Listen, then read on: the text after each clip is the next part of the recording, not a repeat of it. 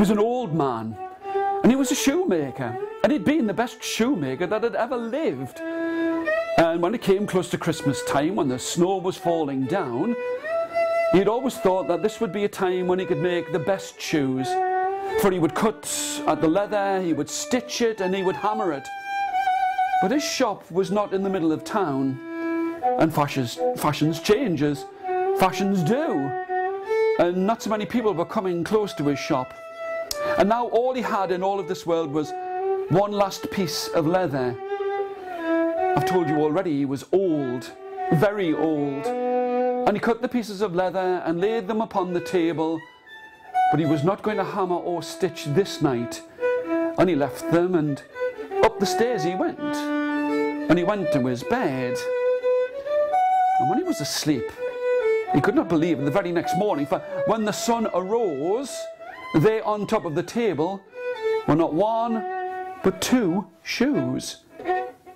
How had this happened? He shouted to his wife, "My wife! Did you make these shoes?" She looked at him. "Do I look like I've made these shoes? It was not me." So he scratched at his chin and he rubbed at his head and thought to himself, "If I did not make the shoes, and my wife did not make the shoes, then who did make the shoes?" But money was so tight that he decided he would place those two shoes in the window. And as the snow fell down, a rich man was walking close by. He looked into the window and he stopped. "My dear sir, I would wish to buy those shoes."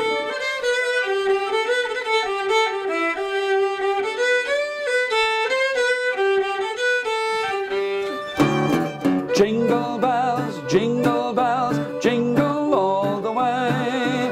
Oh, what fun it is to ride in a one-horse open sleigh. Hey, jingle bells, jingle all the way. Oh, what fun it is to ride a one-horse open sleigh. Dashing through the snow, a one-horse open sleigh. All the fields we go, we're laughing all the way. The bells on bobtail ring.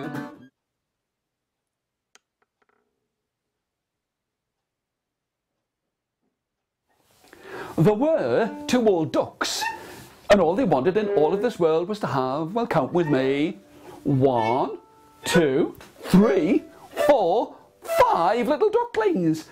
And they looked in the nest, and what did they see? Well, count with me, 1, 2, 3, 4, 5 eggs. Now the first egg was as big as your hand. The second egg was as big as your other hand. The third egg was as small as your thumb. The fourth egg was as long as your arm. But the fourth egg was a different size, and a different shape, and a different colour. And they sat down on the eggs, and they waited, and they waited, and they waited, and they waited, and they waited, and they waited, and they waited. There was a scrit and a scratch and a crick and a crack. And the first egg opened up, and out came a duckling. And it said, "Quack." Then they sat down on the second egg. There was a scrit and a scratch and a crick and a crack. And out came the second little duckling, and it said, "Quack." Now they sat down on the egg that was as small as your thumb.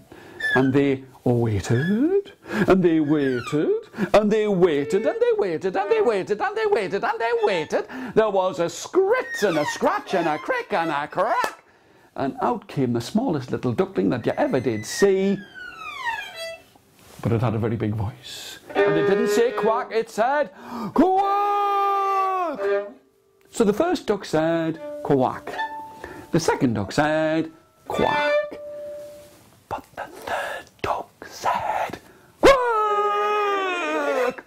Now they lay down on the egg that was as long as your arm, and they sat down.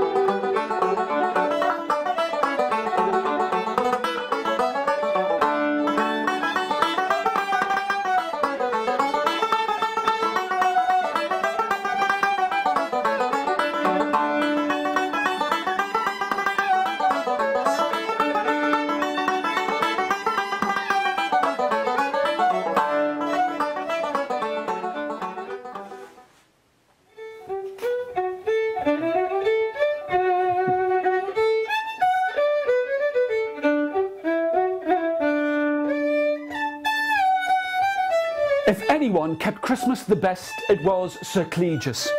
Everyone knew him. They would come to his house, and there upon the table would be fine fat roast oxen, there would be goose, there would be all kinds of food that they would not taste for the rest of the year. It was a fine feast. But this isn't a time before Uther Pendragon, the father of King Arthur. But everyone would come, and as the snow would fall down, they would all go to Sir Clegius's house. But there were many wars, many battles, and Uther Pendragon was the first of them all to cause a war. And I'll tell you this, wars cost money. But Sir Clegius, he would feast at Christmas time like no other man. But with every passing year and every passing war, as the snow came down, I'll tell you this, the table wasn't quite as heavy with food, the presents weren't quite as good, and year by year and frost by frost, as ice lay upon the ground, fewer people came. Soon there was only just enough for himself and for his family, and Sir Clegius went out and he rested himself against a tree.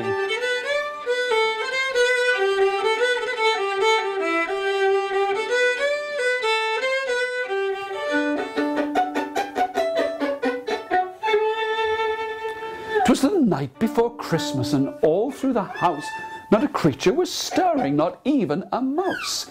The stockings were hung by the fireside with care, in hopes that St. Nicholas soon would be there. The children were nestled snug in their bed, while figures of sugar plums danced in their head, and Mamma in a kerchief and I in my cap had just settled down for a long winter's nap, when out of the window there arose such a clatter. I rose from my bed to see what was the matter. Away to the window I flew in a flash, tore open the shutters and threw up the sash. When what to my wondering eyes did appear but a miniature sledge and 8 tiny reindeer. The little old driver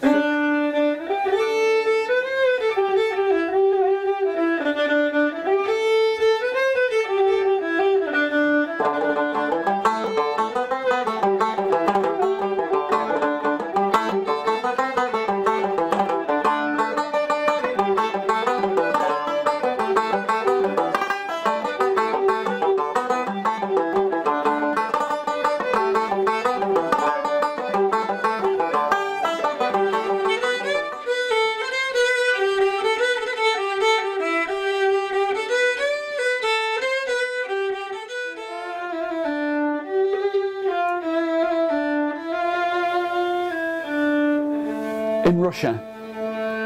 Babushka was well known within her village. She would keep her house the best. When the snow would fall, others would go out, but she would be there cleaning at her windows, making sure that no dust or mud, snow or ice came inside of her house. Babushka was very proud of her house. She always had been. She'd been a mother to many children, and at Christmas time there had always been laughter inside of the house. But now there was only her. Outside she could hear people shouting, "Babushka, Babushka, Babushka! Look outside, there is a star in the sky and snow is falling."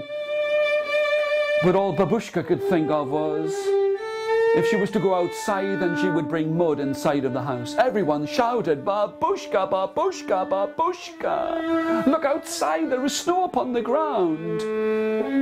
But when she looked out of her window, all she could see that there was mist and steam upon her window, and it needed cleaning.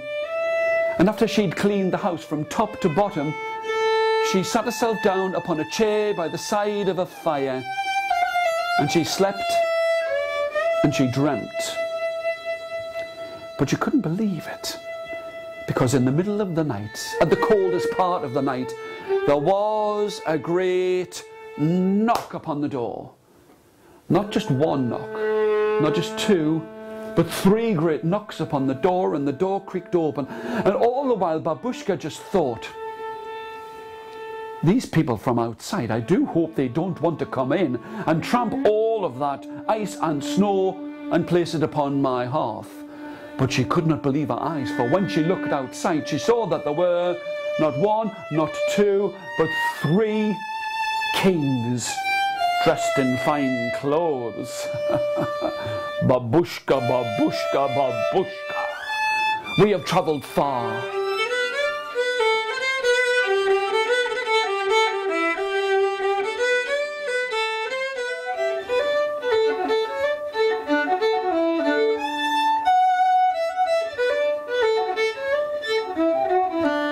Clara and Fritz lived in a huge house, and always there was the sound of music. So everyone would come to that place and they would dance all around. Now, Clara had toys and so did Fritz.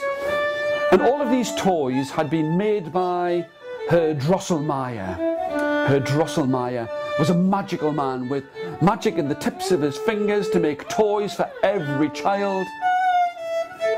But his favourite was Clara.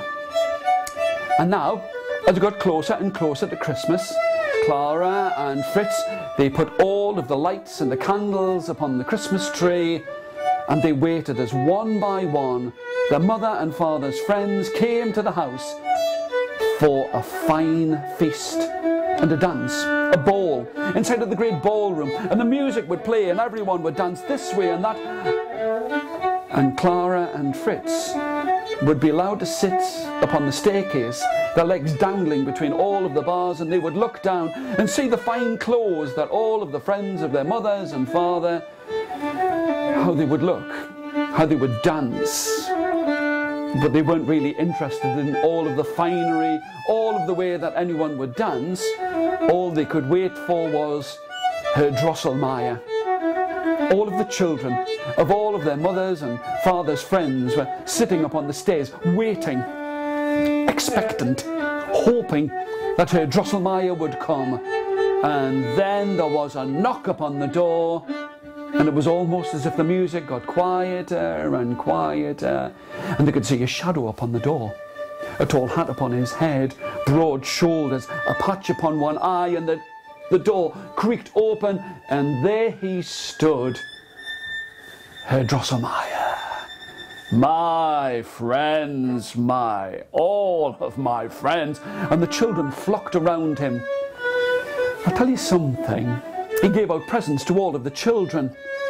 And to Fritz, he gave some soldiers. And he looked.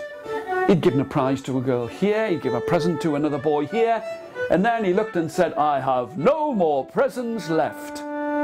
But he had not yet given a present upon Christmas Eve to Clara. She didn't want to seem as if she was being, well, Rudolph the red-nosed reindeer had a very shiny